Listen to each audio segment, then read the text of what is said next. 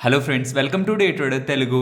Good evening. Sensex 295 points gain అయ్యి 80,797 దగ్గర close అయితే నిఫ్టీ 114 పాయింట్స్ గెయిన్ అయ్యి 24,461 దగ్గర క్లోజ్ అయింది. వెరస్ బ్యాంక్ నిఫ్టీ 196 పాయింట్స్ డౌన్ అయ్యి 54,919 దగ్గర క్లోజ్ అయింది. ఈ రీసెంట్ డేస్ లో మీకు గుర్తుంటే Sensex, Nifty, even bank Nifty పెరిగినట్లు కనిపిస్తుంది, కానీ మన పోర్ట్ఫోలియోస్ పెరగలేదు.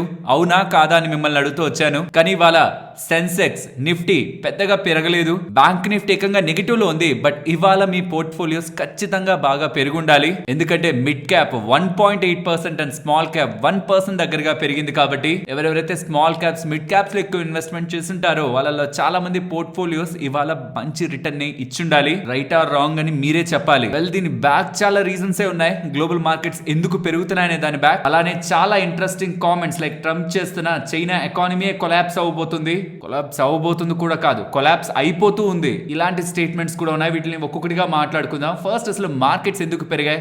మీరు చూస్తే యుఎస్ మార్కెట్స్ పెరిగాయి. రీజన్ ఏంటి చెప్పానా? ఫ్రైడే మనకి జాబ్స్ డేటా వస్తుందని. వాళ్ళ జాబ్స్ 1,38,000 దగ్గరగా యాడ్ అవుతాయని ఎక్స్పెక్టేషన్స్ ఉంటే 1,77,000 దగ్గరగా కొత్త జాబ్స్ యాడ్ అయ్యాయి అనమాట. మంత్లీ జాబ్స్ డేటా అది ప్రీవియస్ మంత్ కి సంబంధించి. సో ఎక్స్పెక్టేషన్స్ కంటే యుఎస్ జాబ్స్ డేటా బెటర్ గా ఉంటుండడం, మంచిగా వస్తుండడం, వెంటనే అక్కడ మార్కెట్స్ అన్ని పెరిగాయి. మీరు గమనించండి, అక్కడ S&P 500 ఏప్రిల్ 2 లిబరేషన్ డే రోజు ట్రంప్ చేసిన స్టేట్మెంట్స్ తో గ్లోబల్ మార్కెట్స్ కంటే ఎక్కువగా పడింది యుఎస్ మార్కెట్స్ కదా. ఆ పాయింట్ లో ఎక్కడి నుంచి అయితే పడ్డాయో అక్కడికి మార్కెట్స్ వచ్చేసాయి. సో ఆల్ టైమ్ హైస్ కి నియర్లీ 8% దూరంలోనే ఉన్నాయి. బట్ ఏప్రిల్ 2 ఫాల్ ని మొత్తాన్ని కూడా యుఎస్ మార్కెట్స్ అయితే కవర్ చేసి ఆ ఎంటైర్ ఇన్సిడెంట్ ని మార్కెట్ లో ఒక హిస్టరీగా వదిలేశాయి. ఇదే మార్కెట్ లో ఉంటున్న ఎవరైనా అర్థం చేసుకోవాల్సింది. మార్కెట్ బాగానే పడుతుంది. ఏదైనా సడన్ గా ఏదైనా జరుగుతున్నప్పుడు చాలా ఎక్కువగానే పడుతుంది. బట్ విత్ ద టైం, ఓహో అలాంటిది ఒకటి జరిగిందా గతంలో అని మనం మాట్లాడుకోవడానికే తప్పించి మార్కెట్ మూవ్ ఆన్ అయిపోతుంది. అదే ఇప్పుడు కూడా జరిగింది. ట్రంప్ చేసిన మొత్తం అన్సర్టెనిటీని యుఎస్ మార్కెట్స్ క్లియర్ చేసుకుంటూ పైకి పెరుగుతూ వరుసగా 9వ రోజు కూడా అక్కడ మార్కెట్స్ పెరుగుతున్నాయి. S&P 500 పెరుగుతూ ఉంది. ఇది ఒక పాజిటివ్ అంశం. రెండవది,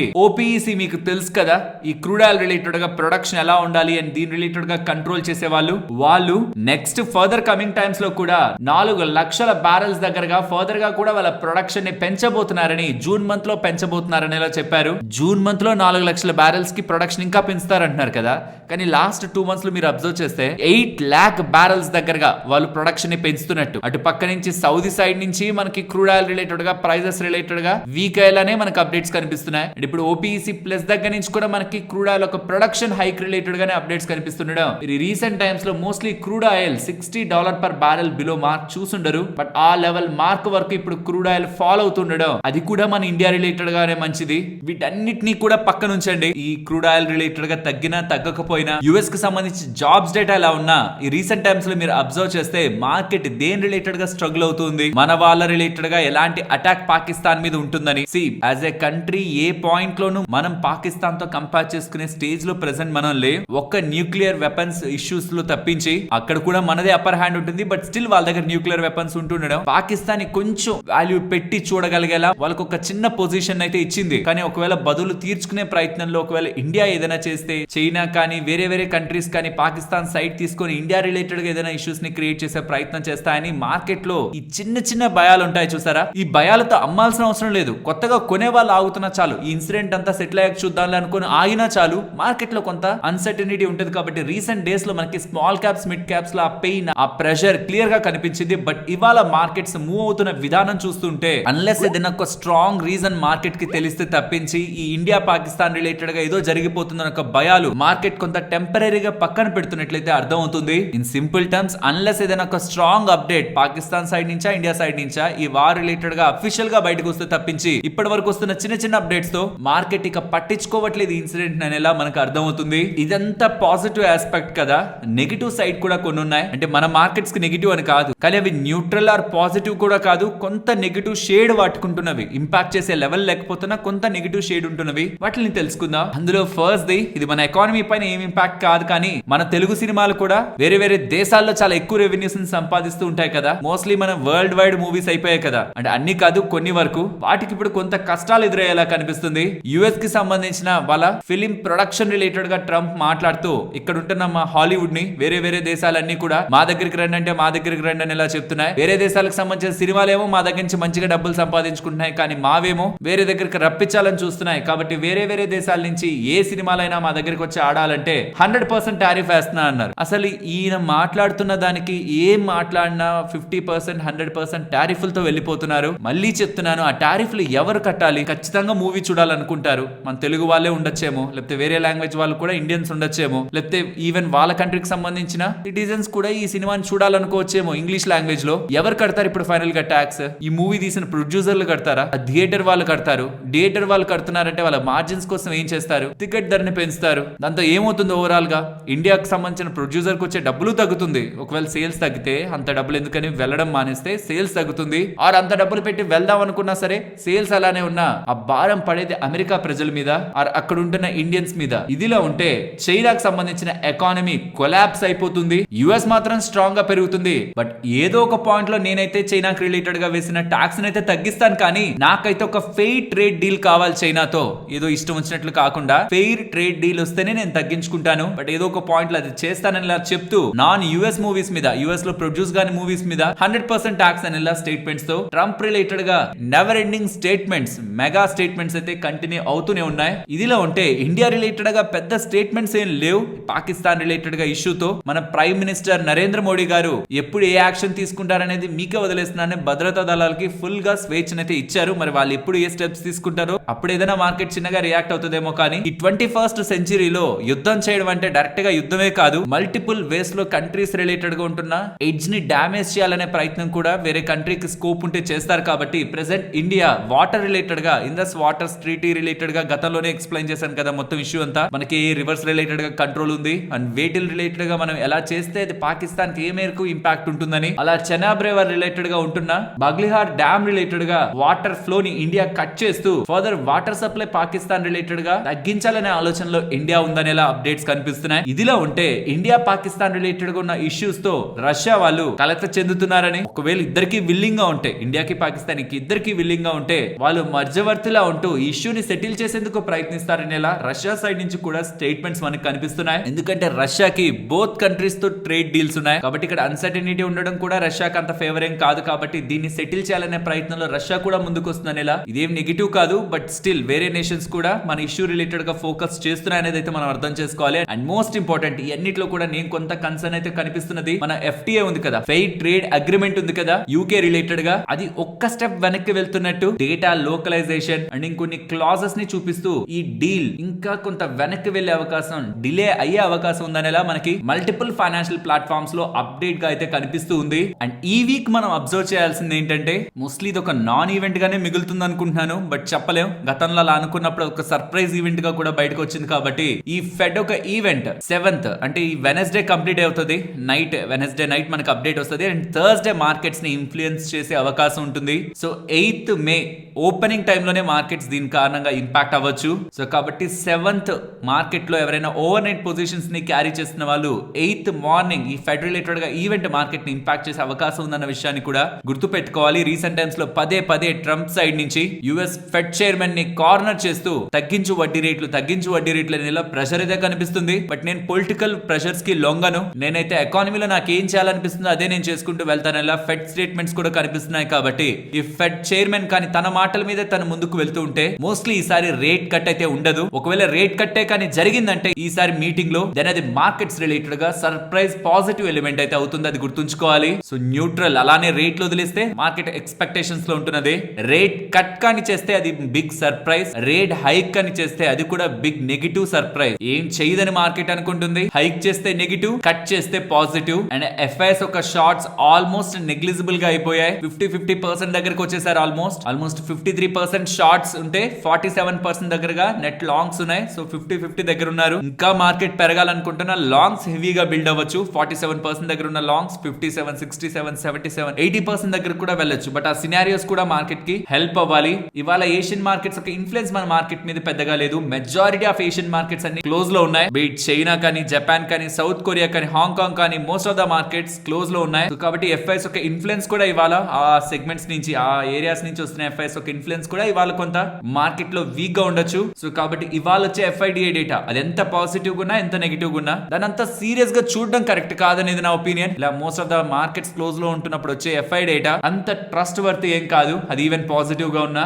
but as of no recent times లో కాన్స్టెంట్ గా FIs ఒక బయింగ్ మన మార్కెట్స్ లో కనిపిస్తుంది. ఈవెన్ లాస్ట్ డే కూడా 2nd May కూడా ఆల్మోస్ట్ 2769 crores దగ్గరగా FIs మన మార్కెట్స్ లో బై చేశారు. ఫైనలీ మార్కెట్స్ రీసెంట్ టైమ్స్ లో వన్ డైరెక్షనల్ గా పెరిగిన తర్వాత కొంత కన్సాలిడేట్ అయి ఇవాళ పెరిగే ప్రయత్నం ఏదైతే జరిగిందో అది రీసెంట్ హైస్ ని కానీ క్రాస్ చేయగలుగుతుంటే another leg of strong market rally మనం అప్ సైడ్ చూసే అవకాశం ఉంది. ఈ లోపు ఏదైనా మార్కెట్ ని టెంపరీగా డిస్టర్బ్ చేసినా నేను రీసెంట్ టైమ్స్ లో రిపీటెడ్ గా పదే చెప్తూ వస్తున్నాను. ఈవెన్ పాకిస్తాన్ రిలేటెడ్ గా ఉంటున్న ఇన్సిడెంట్ మార్కెట్ ని టెంపరీగా డిస్టర్బ్ చేసినా ఆ ఫాల్ కి మనం ప్రిపేర్డ్ గా ఉండాలి, కానీ కంగారు పడాల్సిన నీడ్ లేదు. విత్ ద టైం ఇది ఒక ఇన్సిడెంట్ జరిగింది మార్కెట్ లో అని చెప్పడానికి, ఆ టైంలో ఇంత మార్కెట్ రియాక్ట్ అయిందని చెప్పడానికి ఫాల్స్ అన్ని. ఒక కంట్రీకి సంబంధించిన ఎకానమీ ఖచ్చితంగా గ్రో అవుతుందంటే దానికి సంబంధించిన స్టాక్ మార్కెట్ కూడా పెరిగి తీరాల్సిందే. కాబట్టి కొత్తగా మార్కెట్ లోకి వచ్చిన వాళ్ళు ఇలాంటి ఈవెంట్స్ తో కంగారు పడాల్సిన నీడ్ లేదు. ఫ్రెండ్స్, ఇలా మార్కెట్ లో ఉంటున్న ఎంటైర్ డేటాను అనాలిసిస్ చేస్తూ కంటెంట్ ని మీ ముందుకు తీసుకురావడానికి మేము పెట్టిన ఎఫర్ట్స్ మీకు వాల్యుబుల్ అని అనిపిస్తూ ఉంటే మన వీడియోని తప్పకుండా లైక్ చేయండి. ఫ్రెండ్స్, ఆల్రెడీ మీలో చాలా మందికి తెలిసే ఉంటుంది, వారెన్ బఫెట్ గారు తన 94 years ఆఫ్ ఏజ్ లో బర్క్షైర్ హాథావే రిలేటెడ్ గా తను ఇప్పుడు పనిచేస్తున్న కంపెనీ రిలేటెడ్ గా రిటైర్మెంట్ అయితే తీసుకున్నారు. యూజువల్ గా ఈ మధ్య కాలంలో ఎర్లీ రిటైర్మెంట్ అని 40కి 50కి ఈ ఏజెస్ లో కూడా రిటైర్మెంట్ రిలేటెడ్ గా ప్లాన్స్ ఎక్కువ అవుతున్నాయి కదా. కానీ తను మాత్రం ఇన్వెస్టర్స్ కి సంబంధించిన డబ్బుల్ని ఏ కంపెనీలో ఇన్వెస్ట్మెంట్ చేయాలని తన మెయిన్ బిజినెస్ అయిన బర్క్షైర్ హాథావే రిలేటెడ్ గా CEO పొజిషన్ నుంచి 94 years ఏజ్ లో బయటకు వస్తున్నారు. ఆల్మోస్ట్ 55 నుంచి 60 సంవత్సరాల దగ్గరగా ఈ కంపెనీకి సంబంధించి CEO గా తను పనిచేశారు. ఇంత లాంగెస్ట్ టైం అమెరికాకు సంబంధించిన ఏ S&P 500 కంపెనీలో ఉన్న CEO కూడా ఇంత టైం తన పదవిని కంటిన్యూ చేయలేదు. కాబట్టి తనకు ఒక స్టాండింగ్ ఓవేషన్ అయితే వాళ్ళ షేర్ హోల్డర్స్ దగ్గర నుంచి అండ్ స్టాక్ మార్కెట్ లో ఉంటున్న ప్రతి ఒక్కరి దగ్గర నుంచి కూడా కనిపించింది. తన తర్వాత కంపెనీని ఎవరు నడుపుతున్నారు? గ్రెగ్ ఎబెల్ గారు. ఆల్రెడీ ఈ కంపెనీకి సంబంధించి తన వైస్ చైర్మన్ అన్నమాట. నాన్ ఇన్సూరెన్స్ ఆపరేషన్స్ చూస్తున్న వ్యక్తి ఇప్పుడు వారెన్ బఫెట్ గారి ప్రెసెంట్ CEO పొజిషన్ కి ఎలిజిబుల్ అవుతున్నారనేలా, తన తర్వాత తనే తన కంపెనీని లీడ్ చేస్తారనేలా వారెన్ బఫెట్ గారు ప్రకటించారు. అండ్ ఇప్పుడు ఎవరైతే తీసుకోబోతున్నారో గ్రెగ్ ఎబెల్ గారు, తన age 62 years. And Warren Buffett గారి మొత్తం స్టైల్ ఆఫ్ ఇన్వెస్ట్మెంట్ ని ఎవరైనా ఒక్క ఇమేజ్ లో తెలుసుకోవాలనుకుంటే ఈ ఇమేజ్ మీకు యూజ్ అవుతుంది. Phil Fisher, Benjamin Graham and Charlie Munger related గా ఉంటున్న క్వాలిటీస్ లో తను ఏ క్వాలిటీస్ ని ఇష్టపడ్డారు? Buy for the long term, buy at the right price, buy the right stock. And అందులో తను ఏ వాల్యుయేషన్ మెట్రిక్స్ ని, పాయింట్స్ ని గమనిస్తూ ఎలా ఇన్వెస్ట్మెంట్స్ చేసేవాళ్ళు, అండ్ తను ఏ రిసోర్సెస్ ని ఎక్కువగా ఫాలో అయ్యే వాళ్ళు, అండ్ ఏ బుక్స్ తను మస్ట్ గా చదవాలనే వాళ్ళు, ఈ మొత్తం డేటా కూడా ఈ ఇమేజ్ లో ఉంటుంది. అండ్ ఈ ఇమేజ్ కూడా మీకు నేను మన వాట్సాప్ ఛానల్లో షేర్ చేస్తున్నాను. మీరు జస్ట్ ఇమేజ్ ని ఇలా స్క్రీన్ షాట్ కూడా తీసుకోవచ్చు. మీకు క్లారిటీ కొంచెం హైయర్ రెజల్యూషన్ కావాలనుకున్న వాట్సాప్ ఛానల్లో కూడా ఇమేజ్ ఉంటుంది, చెక్ చేయండి. మన వాట్సాప్ ఛానల్ జనరల్ గా మీరు వాట్సాప్ లోకి వెళ్ళి అప్డేట్స్ దగ్గర ఎక్స్ప్లోర్ అని ఉంటుంది ఛానల్స్ దగ్గర, అక్కడ క్లిక్ చేసి డే ట్రేడర్ అని టైప్ చేశారంటే 1,70,000కి పైగా మన వాళ్ళు ఉంటున్న గ్రూప్ ఉంటుంది. లేదా లింక్ కూడా డిస్క్రిప్షన్ కామెంట్ సెక్షన్ లో ఇస్తున్నాను, అది క్లిక్ చేసి కూడా మీరు ఇమేజ్ ని డౌన్లోడ్ చేసుకోవచ్చు. అండ్ ఇలాంటి పర్సన్స్ రిలేటెడ్ గా ఈవెన్ మన కంట్రీ కాకపోతున్నా స్టాక్ మార్కెట్ లో ఉంటున్న ప్రతి ఒక్కరు, ఏ కంట్రీకి సంబంధించిన స్టాక్ మార్కెట్ లో ఉన్న కొత్త వాళ్ళైనా ఉంటున్న వాళ్ళైనా ఎప్పుడో ఒక పాయింట్ లో వారెన్ బఫెట్ గారి ఐడియాలజీని, పేషెన్స్ ని ఎగ్జాంపుల్ గా స్ఫూర్తిగా తీసుకొని తనని ఎప్పటికీ స్టాక్ మార్కెట్ లో ఉన్న వాళ్ళు గుర్తు పెట్టుకుంటారు. అండ్ ఒకవేళ మీరు వారెన్ బఫెట్ గారి గురించి ఇంకా పూర్తిగా తెలుసుకోవాలనుకుంటే, ఎలా తను స్టార్ట్ చేశారు, ఎలా ఇంత దూరం ఎదిగారని స్టాక్ మార్కెట్ పరంగా తెలుసుకోవాలనుకుంటే ఆల్రెడీ ఇది మన ఛానల్లో వీడియో రూపంలో ఉంది. డిస్క్రిప్షన్ కామెంట్ సెక్షన్ లో లింక్ ఇస్తున్నాను, మీ ఫ్రీ టైమ్ లో గమనించండి. అండ్ మీకు వారెన్ బఫెట్ గారిలో నచ్చిన కోట్ ఏంటి, తనలో నచ్చిన క్వాలిటీ ఏంటి అనేది కూడా వీలైతే కామెంట్ సెక్షన్ లో చెప్పండి. ఫ్రెండ్స్, ఇలా న్యూస్ అప్డేట్స్ ని అనాలిసిస్ చేస్తూ మీ ముందుకి కంటెంట్ తీసుకురావడానికి మేం పెడుతున్న ఎఫర్ట్స్ మీకు వాల్యుబుల్ గా అనిపిస్తూ ఉంటే మన వీడియోని తప్పకుండా లైక్ చేయండి. నెక్స్ట్ ఇవాళ మీరు ఆదాని స్టాక్స్ ని గమనించారా? చాలా ఎక్కువగా పెరిగాయి కదా. దీనికి ప్రధానమైన కారణం ట్రంప్ కి సంబంధించిన అడ్మినిస్ట్రేషన్ డిపార్ట్మెంట్ ని, అంటే ట్రంప్ ఒక అఫీషియల్స్ ని, యుఎస్ గవర్నమెంట్ అఫీషియల్స్ ని ఆదాని గ్రూప్ వాళ్ళు మీట్ అయ్యారని, ఆదాని గ్రూప్ కి అగైనెస్ట్ గా ఉంటున్న క్రిమినల్ చార్జెస్, పర్టికులర్ గా బ్రైబరీ చార్జెస్ రిలేటెడ్ గా సెటిల్మెంట్ కోసం గౌతమ్ ఆదాని గారు ప్రయత్నిస్తున్నారనేలా అప్డేట్స్ కనిపిస్తూ ఉండడం, ఒకటి కాదు రెండు కాదు, most of the financial platforms ఇలా డేటా పబ్లిష్ అవుతూ ఉండడం, లాబియింగ్ జరుగుతుంది. ఇది ఫైనలీ ఆదాని గారికి పాజిటివ్ గానే వస్తుందేమో. ఆ చార్జెస్ కానీ రిలీవ్ అయితే మోస్ట్లీ ఇంకా వీళ్ళ రిలేటెడ్ గా ఇష్యూ లేనట్టే కదా. ఇండియాలో కూడా మోస్ట్లీ సెబీ సైడ్ నుంచి, సుప్రీం కోర్ట్ సైడ్ నుంచి కూడా వీళ్ళకేం రెడ్ మార్క్స్ పడలేదు. యుఎస్ రిలేటెడ్ గా రెడ్ మార్క్స్ పడ్డాయి. లాబియింగ్ చేశారు, బ్రైబరీ చేశారు, లంచం ఇచ్చి ప్రాజెక్ట్స్ ని పొంది దాంతో మిస్ఇన్ఫర్మేషన్ ని స్ప్రెడ్ చేసి యుఎస్ ఇన్వెస్టర్స్ దగ్గర నుంచి డబ్బులు రైజ్ చేశారు. ఇది ఒక బ్లాక్ మార్క్. దీన్ని క్లియర్ చేసుకోవడానికి గౌతమ్ ఆదాని గారు ప్రయత్నిస్తున్నారనేలా, దానికోసం ట్రంప్ అడ్మినిస్ట్రేషన్ ని కాంటాక్ట్ అయ్యారనేలా అప్డేట్స్ వస్తూ ఉండడం స్టాక్స్ లో కొంత బజ్ అయితే కనిపించింది. ఇవి ఫుల్ గా ఎక్సైట్మెంట్ ఇచ్చే స్టాక్స్ అన్నమాట. ఏదైనా నెగిటివ్ అప్డేట్ వస్తే అలానే పడతాయి, పాజిటివ్ అప్డేట్ వచ్చినా ఇలాంటివి క్లియర్ చేసుకుంటున్నారనే బజ్ ఉంటున్నా అలానే పెరుగుతుంటాయి. ఇన్వెస్టర్స్ కి కొంత ఎక్సైట్మెంట్ ఇస్తూ ఉంటాయి ఇలాంటి update. But I strongly suggest business మీద ఉంటున్న అప్డేట్స్ ని మాత్రమే సీరియస్ గా తీసుకోండి. ఎందుకంటే వీళ్ళ అంటారు మళ్ళీ వీళ్ళే బయటకు వచ్చి అలాంటివి ఏం జరగలేదు అంటారు, కానీ బ్యాక్గ్రౌండ్ లో దాని రిలేటెడ్ గా జరగాల్సిన జరుగుతూనే ఉంటాయి. ఇది స్టాక్ మార్కెట్ ని కొంత డీప్ లెవెల్ అర్థం చేసుకుని సైకాలజీ స్ట్రాంగ్ గా ఉంటున్న వాళ్ళు హోల్డ్ చేయాల్సిన కంపెనీస్. బికాస్ ఏదో ఒక పాయింట్ లో ఏదో ఒక అప్డేట్ తో స్టాక్ లో చాలా వోలటాలిటీని ఇన్వెస్టర్స్ చూస్తూ ఉండాల్సి ఉంటుంది. కాబట్టి ఈ అప్డేట్స్ తో కొత్తగా కొనాలనుకుంటున్న వాళ్ళు మాత్రం ఇది మైండ్ లో పెట్టుకోవాలి. అండ్ ఇవాళ స్విగ్గీ ఇన్వెస్టర్స్ కి చాలా హ్యాపీ ఉంటుందా, స్టాక్ బాగా పెరిగిందా? దీనికి ప్రధానమైన కారణం రీసెంట్ గా జొమాటో నెంబర్స్ తర్వాత వాళ్ళ 10 minute డెలివరీని జొమాటో వాళ్ళు క్లోజ్ చేసుకుంటున్నారనేలా డేటా మనకుంది కదా. దీని తర్వాత స్విగ్గీ వాళ్ళు ఏంటంటే జొమాటో వాళ్ళు వెనక్కి వెళ్తున్నారు, కానీ మేము మాత్రం ఇంకొక 500 సిటీస్ లో దీన్ని ఎక్స్పాండ్ చేస్తున్నాం అనేలా అప్డేట్స్ చేశారు. బట్ నేను తెలుసుకోవాలనుకుంటున్న ఇంపార్టెంట్ థింగ్, నిజంగానే ఇది పాసిబిలిటీలో ఉందా అని స్విగ్గీని వాడుతున్న వాళ్ళు జాగ్రత్తగా గమనించి ఆలోచించి చెప్పండి. స్విగ్గీ బోల్ట్ లేకపోతే 10 minutes లో డెలివరీ, 15 minutes లో డెలివరీ అని మీకు ఏవైతే కనిపించుంటుందో దాన్ని చూసి మీరు ఆర్డర్ చేస్తే నిజంగానే ఆ టైం కి డెలివరీ చేయగలుగుతున్నారా? బికాస్ ఇదేం ప్రీ ప్యాక్డ్ గా ఉన్న థింగ్ కాదు కదా. లైక్ బ్లింకిట్ కానీ స్విగ్గీ ఇన్స్టామార్ట్ కానీ అవి 10 minutes 8 minutes డెలివర్ చేసినట్టు ఒక లెక్క ఉంది. ఫుడ్ ఐటమ్స్ ని ఎలా అంత త్వరగా డెలివర్ చేయగలుగుతున్నారు? ఈవెన్ 2 kilometer రేడియస్ లో ఉంటున్నా ప్రీ ప్యాక్డ్ అయ్యింటే తప్పించి, ముందుగానే ప్యాక్ చేస్తుంటే తప్పించి ఇది ఎలా పాసిబిలిటీలోకి వెళ్తుంది? నిజంగానే అంత డెలివరీ అవుతుందా, లేకపోతే అలా చెప్పి కొంత లేట్ గానే డెలివర్ చేస్తున్నారా? లైక్ డామినోస్ వాళ్ళు 30 minutes లో ఫ్రీ డెలివరీ అంటారు, లేకపోతే ఫ్రీ అంటారు, కానీ మీరు చూడండి మెజారిటీ అవి కొంత లేట్ గా కూడా డెలివరీ అవుతాయి. ఇంకెవరో ఒకరికి కాల్ చేసి మీకు దాని రిలేటెడ్ ఎక్స్ప్లెనేషన్ ఇచ్చి అది అక్కడ ఎండ్ చేస్తారు. అలానే జరుగుతుందా ఇక్కడ? లేదు. బోల్ట్ లో ఎవరైతే మీరు ఆర్డర్ చేస్తుంటారో స్విగ్గీలో, బోల్ట్ లో ఖచ్చితంగా 10 minutes లో డెలివరీ అవుతూ ఉందా ఫుడ్? అది ప్రిపేర్ చేసిన ఫ్రెష్ ఫుడ్ నిజంగానే జరుగుతుందా? ఎవరైనా స్విగ్గీ వాడుతున్న వాళ్ళైతే ఖచ్చితంగా కామెంట్ సెక్షన్ లో చెప్పండి. ఫ్రెండ్స్, ఏ బ్యాంక్ అయినా మీకు ఇన్సూరెన్స్ తీసుకోకపోతే లోన్ ని ఆఫర్ చేయకపోతున్నా, ఇన్సూరెన్స్ తీసుకుంటేనే మీకు లోన్ ఇస్తామని ఎవరైనా చెప్తున్నా, లేకపోతే ఆల్రెడీ టర్మ్ ఇన్సూరెన్స్ ఉంది మాకు హోమ్ లోన్ ఇవ్వండి అని అడుగుతున్నా, లేదు హోమ్ లోన్ ఇన్సూరెన్స్ కూడా తీసుకుంటేనే ఇస్తామని చెప్తున్నా, ఇప్పుడు కొత్తగా వచ్చిన RBI circular, bank of Baroda related వచ్చిన ఆర్బీఐ సర్క్యులర్ మీరు ఒక్కసారి స్క్రీన్ షాట్ తీసుకొని బ్యాంక్స్ చూపించాల్సిన అవసరం అయితే ఉంది. ఎందుకంటే ఆర్బీఐ చేసిన ఇన్స్పెక్షన్ లో బ్యాంక్ ఆఫ్ బరోడా వాళ్ళు నాన్ కంప్లైంట్ ప్రాక్టీసెస్ చేస్తూ ఎవరెవరైతే కస్టమర్స్ ఇన్సూరెన్స్ తీసుకోలేదో వాళ్ళకి లోన్స్ ఇవ్వడాన్ని డినే చేస్తూ ఉండడం, లోన్స్ ఇవ్వకపోతూ ఉండడం, 61 లక్షల దగ్గరగా పెనాల్టీని బ్యాంక్ ఆఫ్ బరోడా వాళ్ళకి ఆర్బీఐ వాళ్ళు వేయడం జరిగింది. ఇదే కాదు, డార్మెంట్ సేవింగ్స్ అకౌంట్స్ ఉంటాయి కదా, అంటే పెద్దగా యాక్టివిటీ లేకుండా అలా వదిలేస్తున్న సేవింగ్స్ అకౌంట్స్ ఉంటాయి కదా, వాటి రిలేటెడ్ గా వేస్తున్న డబ్బులకి వడ్డీని కూడా సకాలమైన టైంలో వీళ్ళు క్రెడిట్ చేయడంలో ఫెయిల్ అవుతుండడం కూడా పెనాల్టీని వేయడంలో ఆర్బీఐ వాళ్ళైతే ముందుకు వెళ్లారు. ఇది నాకు తెలిసి ఒక బ్యాంక్ ఆఫ్ బరోడా కాదు, చాలా బ్యాంక్స్ కూడా ఇన్సూరెన్స్ తీసుకుంటేనే లోన్స్ ఆఫర్ చేసే ఒక విధానంలో ఉన్నాయి. ఇది కరెక్ట్ థింగ్ కాదు. క్రాస్ సెల్ చేయడం కోసం ఖచ్చితంగా ఇది తీసుకోవాలని బలవంతం చేయడం కస్టమర్ ని ఇన్కన్వీనియన్స్ కి గురి చేయడమే. మీరు ఎప్పుడైనా ఇలాంటివి ఫేస్ చేస్తే బ్యాంక్ రిలేటెడ్ గా ఇది ఒకసారి వీలైతే చెప్పండి. అండ్ ఆర్బీఐ వాళ్ళు ఇది కేవలం బ్యాంక్ ఆఫ్ బరోడానే కాదు, ఇతర బ్యాంక్స్ కూడా ICICI bank, Axis bank, IDBI bank, bank of Maharashtra including bank of బరోడాతో పాటు పెనాల్టీని అయితే విధించారు ఆల్మోస్ట్ 97,80,000 దగ్గరగా. కానీ ఇవన్నీ ఇందాక అనుకున్న ఆరోపణలు రిలేటెడ్ గా కాదు, వాళ్ళ రిలేటెడ్ గా కేవైసీ, సైబర్ సెక్యూరిటీ వీటి పరంగా. ఎగ్జాంపుల్ యాక్సిస్ బ్యాంక్ కి సంబంధించి 29,60,000 వేసిన ఫైన్ ఏంటంటే ఇంటర్నల్ అకౌంట్స్, అన్ఆథరైజ్డ్ ట్రాన్సాక్షన్స్ పరంగా జరుగుతున్న వాటి పరంగా వేసిన penalty. Versus bank of Maharashtra పరంగా కేవైసీ పరంగా ఉంటున్న పెనాల్టీ. ఐడిబిఐ బ్యాంక్ పరంగా కిసాన్ క్రెడిట్ కార్డ్స్ ఉంటాయా, వాటి మీద ఓవర్ గా ఇంట్రెస్ట్ రేట్ ని చార్జ్ చేస్తుండడం అక్కడ పెనాల్టీ పడడానికి కారణం. కానీ ఇక్కడ బ్యాంక్ ఆఫ్ బరోడా మాత్రం ఇందాక అనుకుంటున్న రీజన్, ఏదైతే కస్టమర్స్ ని ఇబ్బంది పెట్టే రీజన్ ఉందో అది మెయిన్ థింగ్. ఇలా ఏ బ్యాంక్స్ రిలేటెడ్ గా మీరు ఇష్యూస్ ని ఫేస్ చేశారు కామెంట్ సెక్షన్ లో చెప్పండి.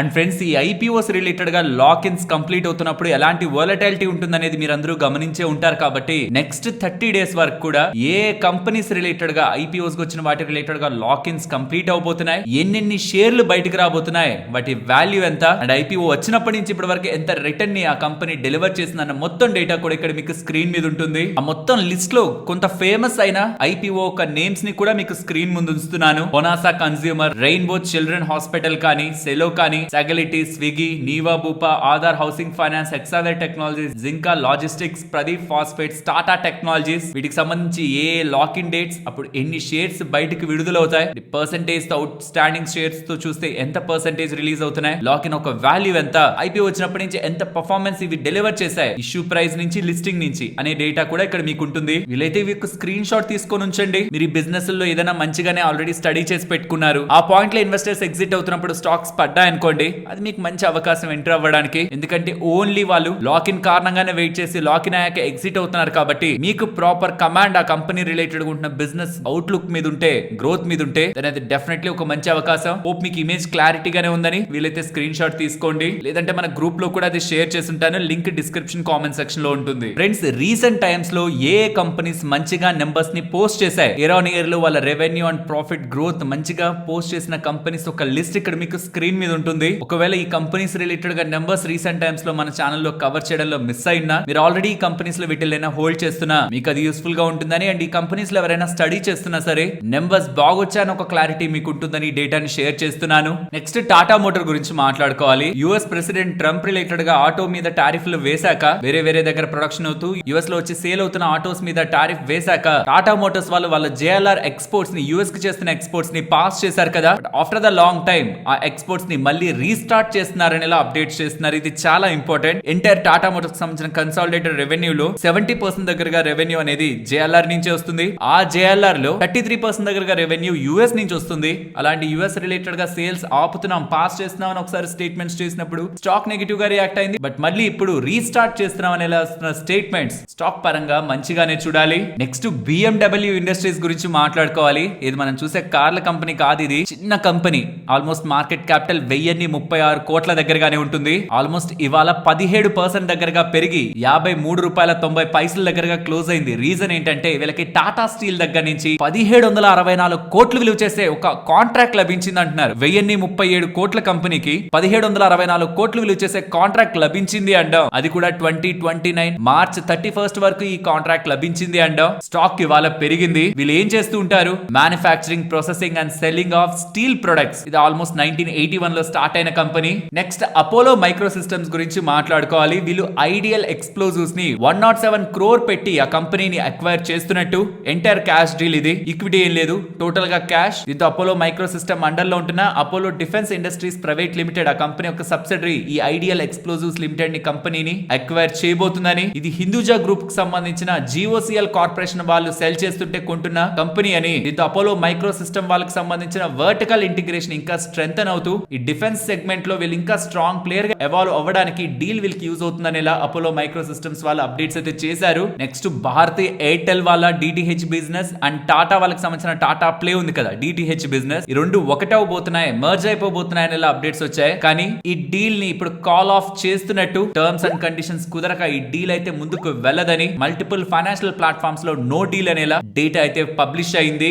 నెక్స్ట్ న్యూలాండ్ ల్యాబ్స్ గురించి మాట్లాడుకోవాలి. US FDA రిలేటెడ్ గా వీళ్ళకి యూనిట్ 2 పరంగా ఇన్స్పెక్షన్ జరిగింది. మైనర్ అబ్జర్వేషన్ తో అది కంప్లీట్ అయింది అంటున్నారు. తెలంగాణలో ఉంటున్న వీళ్ళ యూనిట్ 2 రిలేటెడ్ గా ఏప్రిల్ 28 నుంచి మే 2 వరకు జరిగిన ఇన్స్పెక్షన్ లో ఒక్క మైనర్ అబ్జర్వేషన్, అది తప్పించి మొత్తం ఈ ఇన్స్పెక్షన్ అంతా కంప్లీట్ అవుతూ ఫార్మ్ 483 కూడా ఇష్యూ అవుతూ ఉండడం. ఆ ఇన్స్పెక్షన్ రిలేటెడ్ గా కూడా న్యూలాండ్ వాళ్ళు త్వరలోనే రెస్పాండ్ అయ్యి మొత్తం క్లియర్ చేసుకుంటారనేలా స్టేట్మెంట్స్ కూడా ఎక్స్చేంజెస్ కి చెప్తున్నారు. నెక్స్ట్ PN గాడ్గిల్ గురించి మాట్లాడుకోవాలి. అక్షయ తృతీయ రోజు రికార్డ్ నెంబర్ ఆఫ్ సేల్స్ ని వీళ్ళు నమోదు చేశారని. 139.53 crore విలువ చేసే సేల్స్ అక్షయ తృతీయ రోజు అయిందని. అది గత సంవత్సరంతో కంపేర్ చేస్తే గోల్డ్ పరంగా 34% ఎక్కువ, డైమండ్ పరంగా 23% ఎక్కువ, సిల్వర్ పరంగా 114% ఎక్కువ అని అప్డేట్స్ అయితే చేశారు. నెక్స్ట్ ఎన్విరో ఇన్ఫ్రా గురించి మాట్లాడుకోవాలి. వీళ్ళకి 76.96 crore విలువ చేసే new EPC order sewage treatment plant related గా STP పరంగా and common effluent treatment plant CETP పరంగా లభించాయని, గవర్నమెంట్ బాడీస్ దగ్గర నుంచి ఆర్డర్స్ లభిస్తున్నాయని ఎక్స్చేంజెస్ కి చెప్తున్నారు. అలాగే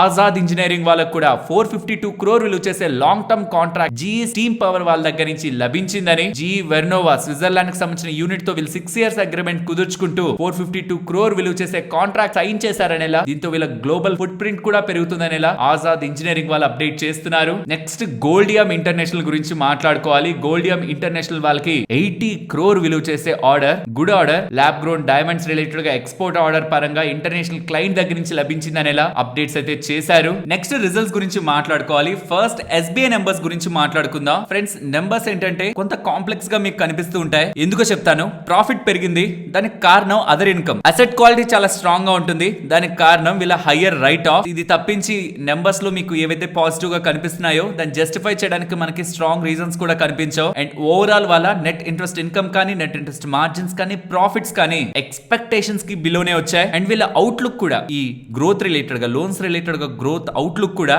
12 to 13% అనే చెప్పారు. వెరాజ్ లాస్ట్ క్వార్టర్ లో 14 to 16% అని చెప్పారు. సో అవుట్లుక్ ని వీక్ గా ఇస్తున్నారు. ఏదైతే మనకి మంచిగా కనిపిస్తున్నాయో దానికి కారణం స్మాల్ అకౌంటింగ్ రిలేటెడ్ గా ఉంటున్న చేంజెస్. అండ్ మోస్ట్ ఇంపార్టెంట్, వాళ్ళు చేసిన ఇంట్రెస్టింగ్ స్టేట్మెంట్ ఏంటంటే RBI వాళ్ళ రేట్ కట్ లో మేము ఇమీడియట్ గా లోన్స్ ఎవరైతే మా దగ్గర తీసుకున్నారో వాళ్ళకి మేము పాస్ ఆన్ చేస్తాం. కానీ డిపాజిట్ చేసిన వాళ్ళకి మేము అది రిఫ్లెక్ట్ చేయడానికి సేవింగ్స్ అకౌంట్ లేకపోతే ఫిక్స్ డిపాజిట్ పరంగా మేము రిఫ్లెక్ట్ చేయడానికి 12 to 18 months టైం పడుతుంది మాకు అనేలా స్టేట్మెంట్స్ కూడా మనకి మేనేజ్మెంట్ దగ్గర నుంచి కనిపిస్తున్నాయి. ఓవరాల్ ఎస్బీఐ నెంబర్స్ మార్కెట్ కి సర్ప్రైజింగ్ గా పాజిటివ్ గా అయితే లేవు, ఎక్స్పెక్టేషన్స్ కి బిలోనే ఉన్నాయి. నెక్స్ట్ డీమార్ట్ ఒక నెంబర్స్ గురించి మాట్లాడుకోవాలి ఫ్రెండ్స్. రెవెన్యూ 17% పెరిగినట్లుంటది, కానీ మార్జిన్స్ డ్రాప్ అవుతున్నాయి. దాని కారణంగా ఓవరాల్ వాళ్ళ ప్రాఫిటబిలిటీ కూడా ఎక్స్పెక్టేషన్స్ కంటే బిలో వచ్చింది. మీరు గమనిస్తే లాస్ట్ టైం వాళ్ళ బిజినెస్ డేటా అప్పుడు చాలా మంచి డేటా రెవెన్యూ పరంగా వాళ్ళు పోస్ట్ చేశారు. మార్జిన్స్ చూడాలనుకున్నా కానీ ఈసారి మార్జిన్స్ వీక్ గా వస్తుంది. దీనికి క్లియర్ గా వీళ్ళు చెప్తున్నది ఈ మార్జిన్స్ ఫాలో అవడానికి ప్రధానమైన కారణం నాకు తెలిసినంతవరకు ఈ కామర్స్ కంటే కూడా క్విక్ కామర్స్ రిలేటెడ్ గా మెచ్యూర్డ్ స్టోర్స్ వీళ్ళకి ఎక్కడెక్కడైతే ఉన్నాయో సిటీస్ లో ఎక్కడ ఉన్నాయో అక్కడ క్విక్ కామర్స్ రిలేటెడ్ గా మోర్ బిజినెస్ జరుగుతుండడం ఇక్కడ క్లియర్ గా ఇంపాక్ట్ అయితే చూపిస్తుంది.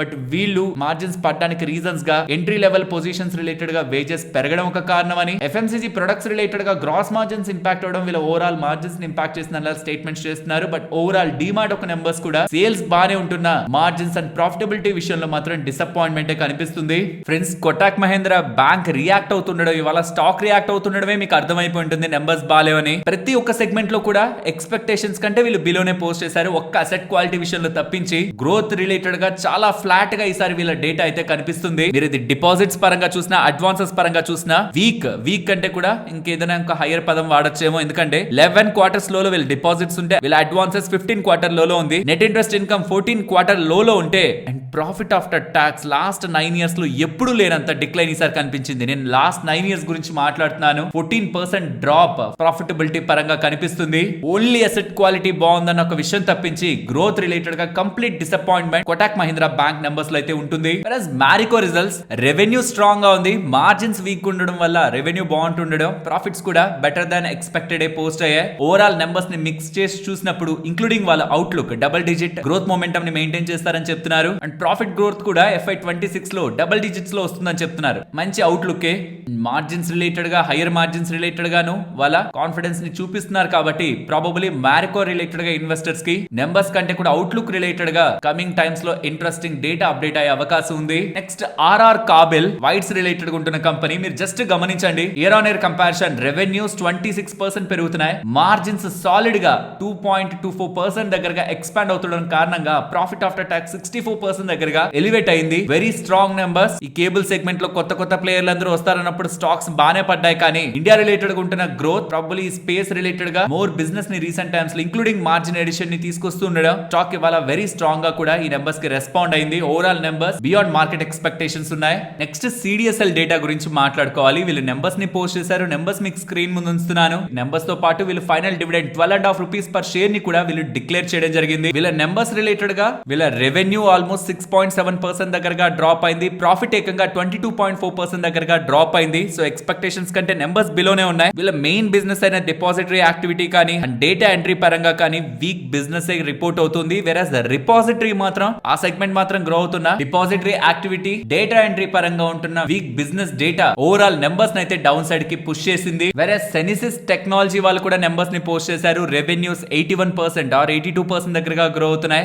అదర్ ఇన్కమ్ పెరిగింది ఇయర్ ఆన్ ఇయర్ కంపారిజన్ లో. బట్ స్టిల్ దాని పక్కన పెట్టి చూస్తున్నా సరే ప్రాఫిట్ సాలిడ్ గా పెరిగింది. ప్రాఫిట్ కూడా ఆల్మోస్ట్ 88% దగ్గరగా ఇయర్ ఆన్ ఇయర్ కంపారిజన్ లో గ్రో అవుతూ మార్జిన్స్ ఎక్స్పాండ్ అవుతూ బిజినెస్ పరంగా కూడా పాజిటివ్ అవుట్లుక్ ని వీళ్ళు డెలివర్ చేస్తూ ఉండడం కూడా స్టాక్ ఇవాళ అప్పర్ సర్క్యూట్ లో క్లోజ్ అవడానికి మెయిన్ రీజన్ గా గమనించాలి. ఓవరాల్ నెంబర్స్ బాగున్నాయి. నెక్స్ట్ M&M వాళ్ళ నెంబర్స్ కూడా రెవెన్యూ స్ట్రాంగ్ గా 20% పెరుగుతున్నాయి, మార్జిన్ స్టేబుల్ ఉన్నాయి, ఇన్ఫాక్ట్ బెటర్ గా ఉన్నాయి ఆపరేటింగ్ సైడ్. అండ్ ప్రాఫిట్ కూడా 13% గ్రో అవుతుండడం ఇయర్ ఆన్ ఇయర్ లోనే చూడాలి. క్వార్టర్ ఆన్ క్వార్టర్ లో డిక్లైన్ కనిపిస్తుంది. బట్ ఇది క్వార్టర్ ఆన్ క్వార్టర్ లో చూసే నెంబర్స్ కాదు. ఇయర్ ఆన్ ఇయర్ లో చూస్తున్నప్పుడు M&M నెంబర్స్ కూడా బెటర్ దాన్ మార్కెట్ ఎక్స్పెక్టెడ్ ఉన్నాయి. అండ్ M&M వాళ్ళ ప్రెస్ మీట్ లో కూడా ఇలా ఆల్మోస్ట్ 6,300 దగ్గరగా BEVs ని ఎలక్ట్రిక్ వెహికల్స్ ని డెలివర్ చేశారని, 2030 లోపు ఇంకొక 5 ఎలక్ట్రిక్ వెహికల్స్ ని లాంచ్ చేయబోతున్నారని అండ్ న్యూ ప్లాట్ఫామ్ అనౌన్స్మెంట్ కూడా August 15, 2025 నాడు ఉంటుందనేలా M&M వాళ్ళ ప్రెస్ మీట్ లో డేటా అయితే అప్డేట్ అవుతుంది. మరొక ఇంట్రెస్టింగ్ వీడియోతో మళ్ళీ మీ ముందుకు వస్తాను. అంతవరకు టేక్ కేర్. జై హింద్.